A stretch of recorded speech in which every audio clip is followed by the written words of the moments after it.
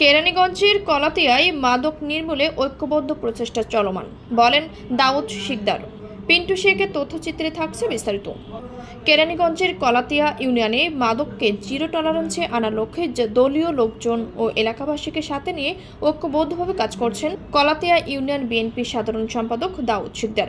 মঙ্গলবার 1 জুলাই সকালে কলাতিয়া ইউনিয়নের নিজ কার্যালয়ে মাদক নির্মূলে গৃহীত পদক্ষেপ সম্পর্কে দৈনিক 21 সংবাদে দেওয়া এক সাক্ষাৎকারে তিনি বলেন, মাদক ব্যবসায়ী এবং মাদক সেবনকারীদের চিহ্নিত করতে গঠনমূলক পদক্ষেপ নেওয়া হচ্ছে।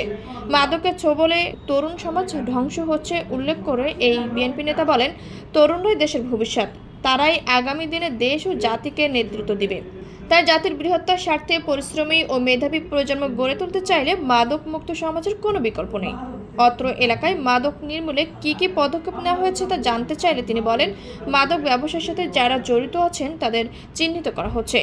মাদক ব্যবসার সাথে জড়িত অভিযুক্তদের আইন শৃঙ্খলা বাহিনীর কাছে সুপর্দ করা হচ্ছে।